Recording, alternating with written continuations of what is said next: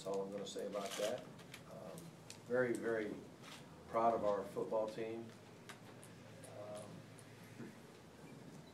To lose the first SEC game and come out as the Eastern Division champions is a very hard thing to do. I think it's never happened. Between us and South Carolina, it's never happened. The loser of that game has never won the East, so that was something new. But we had to win every single game. It's hard to do that. It's hard to win 9 in a row. But we were able to do it. And just a tribute to our players and coaches, managers, trainers. Just everybody in the building, everybody in the Butts-Mehre, people that just do so much for us, our secretaries, janitors. Probably not the proper name for them, but I love them anyway.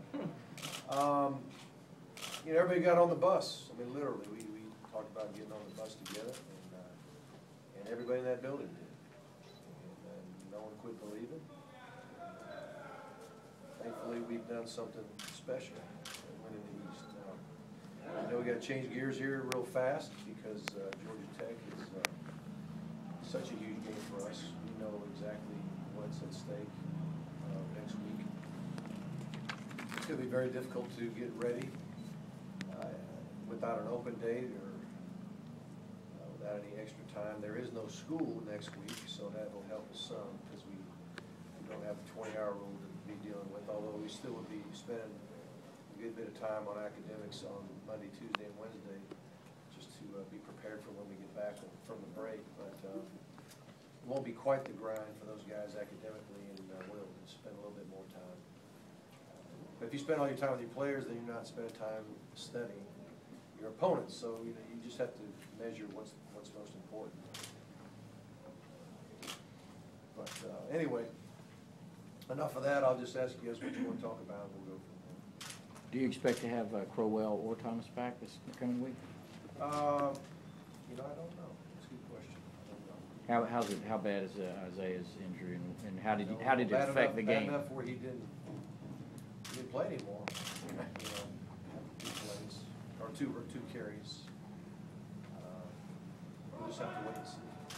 Mark, did you slide across the locker room? Well, I really tried to. Okay, somebody decided to put plastic all over the floor, which I don't understand why, because it's a rubber floor. So, but the carpet, the G in the middle is carpet, so maybe that's why. And so anyway, where I was, there was a lot of ice and water, and it was very slippery. And so I thought it would be a great idea to run across and slide like I did back in the day. So anyway, I clear the alleyway, and then I take off running, and I go, and what I didn't realize is the other end of the plastic was dry. Ooh. And I kind of laid out, and I stuck. And then I couldn't breathe, and then a bunch of guys jumped on me, and I thought it was a really bad idea. I don't know, I don't think I broke any ribs, but I might have. It did hurt. I couldn't breathe for a while. But it was, I thought it was going to be fun. I can't say it was fun once I laid out. It was for a good reason. I think the boys liked it. I'm sure somebody in our group videoed it. Whether or not that gets out, I don't know. I'll have to look at it before I decide. But, a lot of fun. A lot of fun. The guys, we've got a giant, I mean, they got me with the cooler outside, but then we have another cooler that's like almost, not quite as big as a table, but about 2/3 of the table. It's got 2 bins, and it's just loaded up with ice and with Powerade and water. And then they decided it'd be a good idea to drench me with that one too, and that one hurt also. But it was fun. We had a great celebration. We have a plaque that we put in our team meeting room. That's silver, and it's got red lettering and the numbering, and the numbers, you know, say 2011, and that's where we, that's the plaque that we'll put on our wall for the Eastern Division champions for 2011, and that's something that the guys are excited about getting put on the wall. So when we meet, by the time we meet again, it'll be on that wall, and we can enjoy that. Coach, every week your defense seems to be not only getting better, but playing with a lot more confidence and intensity. Can you talk about the progression? Right. Oh, it's just a tremendous job defensively. Guys believing, guys playing hard. When you stop the run the way we do, it does make life a whole lot easier. Most of our games, as our defense is playing well, we put some points on the board to get people out of their game relatively early.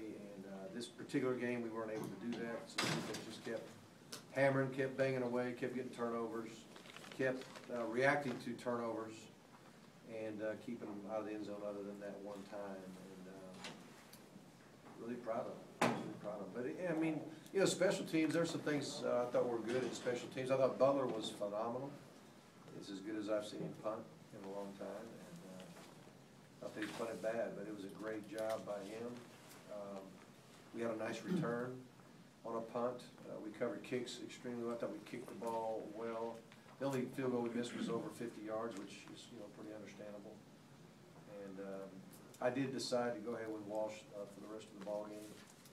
And you know, whether or not that's how we start out next week, I don't know. But certainly today, I felt like Walsh was really nailing them, so I decided to leave him in there, and he came through, which was great. Bogute continued to kick off, alternate kickoffs. So a lot of good things. And offensively, you know, we made a few plays. We made a few plays, just enough to finish the game without a lot of drama. And there's some. We'll watch the film and just shake our head. And we certainly can't turn it over like we didn't expect to have a great day offensively. We just